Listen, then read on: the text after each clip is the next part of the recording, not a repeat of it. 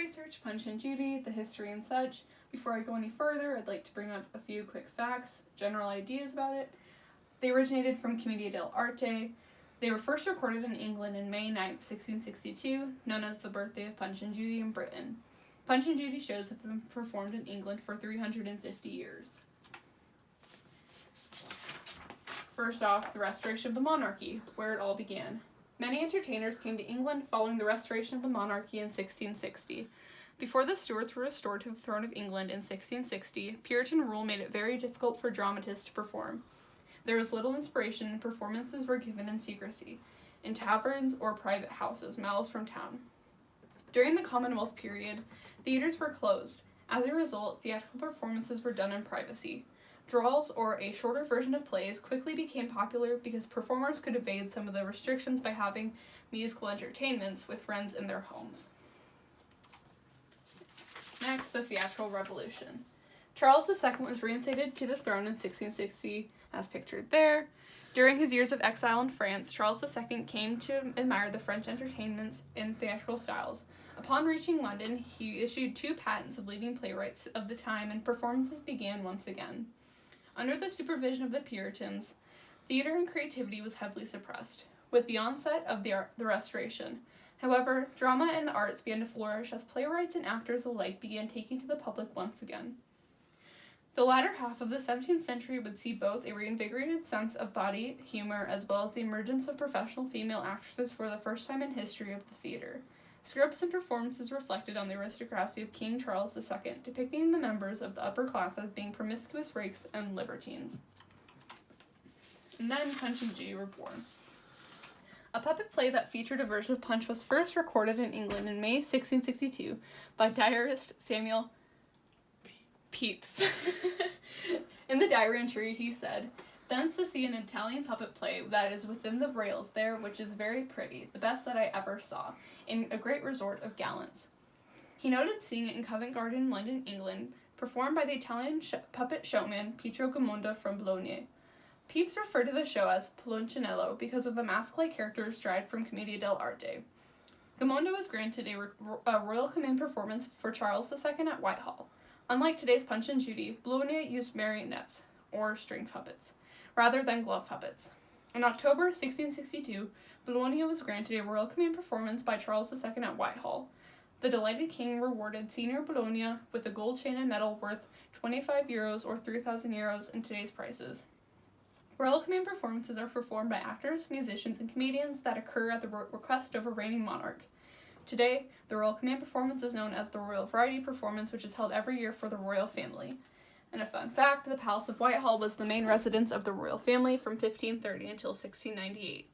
Although the Whitehall Palace does not survive, the area where it was located is called Whitehall and has remained a center of government.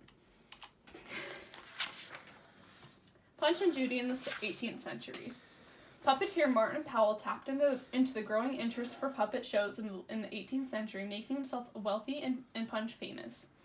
Powell had a marionette theater in Bath of 1709, which featured performances by Punch and Joan, as today's Judy was then known. By 1710, Powell was performing in London, in St. Martin's Lane, a room adapted as a puppet theater, and in 1711, he moved to the Seven Stars, a tavern in Covent Garden, where his plays were performed with elaborate scenery and candlelit lights. Punch did not yet star in his own play, but featured in a variety of Powell's performances.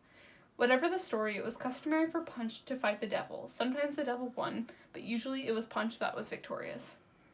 Punch became such a popular character that when Samuel Foote staged a puppet show at the Haymarket Theatre on the 15th of February, 1773, featuring real actors with strings attached and a notable absence of Punch, the audience in the upper gallery revolted, tearing up the benches on the opening night.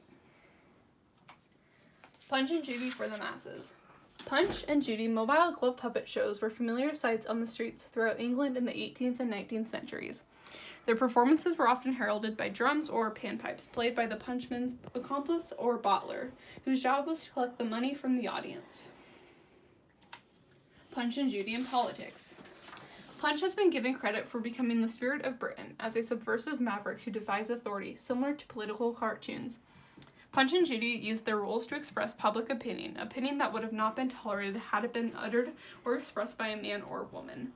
Their shows provided the much-needed public criticism so politicians and others in places of authority might change their course of action, or at the very least hear what the public was thinking, even if that thought and opinion was being expressed by two wooden puppets. Punch and Judy, not for everyone. Where Dickens saw the violent comedy of Punch and Judy as essentially harmless, many throughout its existence have criticized the performance for glorifying domestic violence. This is what he had said in his letter. In my opinion, the street punch is one of those extravagant reliefs from the realities of life, which would lose its hold upon the people if it were made moral and instructive. I regard it as quite harmless in its influence and as an outrageous joke, which no one in existence would think of regarding as an incentive to any kind of action or as a model for any kind of conduct. It is possible, I think, that one secret source of pleasure, very generally derived from this performance, is the satisfaction the spectator feels in the circumstance that likenesses of men and women can be so knocked about without any pain or suffering. Punch and Judy for children. Originally intended for adults, the show evolved into primarily children's entertainment in the late Victorian era. Ancient members of the show's cast, like the Devil and Punchman's Mistress, Pretty Polly, ceased to be included when they came to be seen as inappropriate for young audiences. The story changes, but some of the phrases remain. For example, after dispatching his foes, Punch still squeaks his famous catchphrase, "That's the way to do it." Punch and Judy by the Sea. Later, in the 18th century, Punch and Judy found audiences at the seaside, on the beach, or the newly fashionable seaside piers. Victorian seaside resorts became the fastest growing towns in Britain in the latter part of the century. By the end of the century, a Punch and Judy show could attract huge audiences.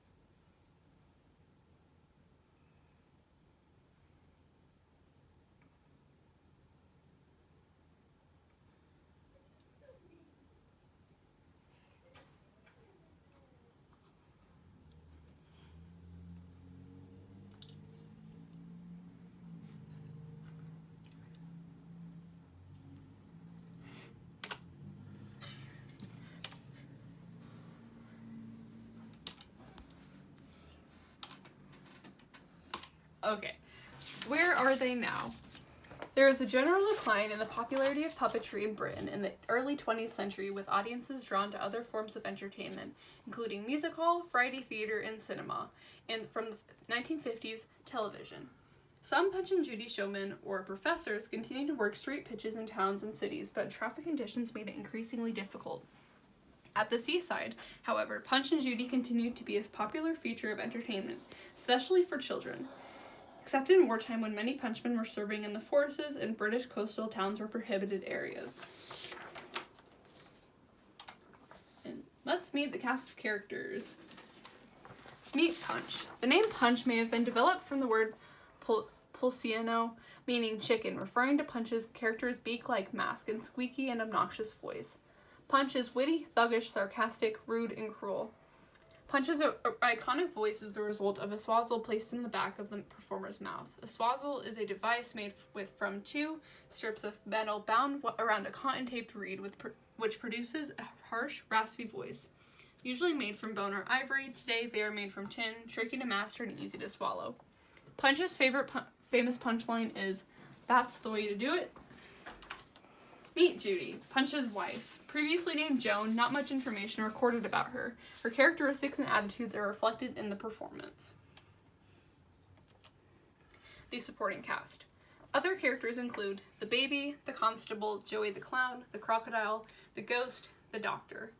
Characters once regular but now occasional include Toby the dog, Hector the horse, Pretty Polly the hangman, aka Jack Ketch, the devil. So, what's the story? Wherever Punch came from, the underlying theme remains the same. Sly and insolent, Punch always manages to escape trouble. In the more modern English telling of the play that was once commonly performed in English seaside villages, Punch and Judy are married with one child and a dog named Toby. Punch is left to take care of their child while Judy is making tea or out shopping. The baby becomes upset and begins to cry, and after several attempts to soothe it, Punch becomes angry himself. He eventually throws the child out the window. When Judy returns and sees what he has done, she becomes angry and belabors Punch. Punch retaliates and kills Judy as well. The rest of the show is meant to be a comedic stream of encounters with other characters, including the constable, the hangman, and the devil himself. Punch always triumphs in the end.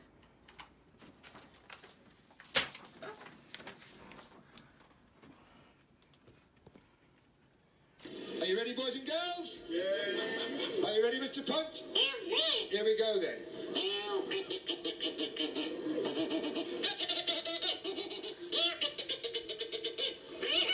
That wasn't very nice, Mr. Punch. Sit up there. Now, boys and girls, after that performance, I'm going to go downstairs and have a large a cup of tea. But first, would you like to see my baby? Yeah. I'll get the baby. Hang on a minute. I said, would you like to see my baby? Yeah. Stop it. I'll get the baby. Bye-bye for now. I'll say goodbye for now. Hey, stop mucking about. Are you ready, boys and girls? Yeah. Are you ready, Mr. Punch? And for my demonstration, I created a swazzle using 2 popsicle sticks, 3 rubber bands, and paper that has been submerged between the 2 popsicle sticks. And when it's all put together, it should sound like... No. There you go. And the harder you blow, the higher the pitch. So if you're saying Punch's line, that's the way to do it. It's not perfect because it's not an actual swazzle that you put in your mouth, but it's pretty similar. It's kind of like a harmonica in the way it's placed, I guess. If he was doing his little, like a little laugh. I didn't create an actual swazzle because I didn't want to choke, but this is the closest you're gonna get. So yeah, and that's my presentation.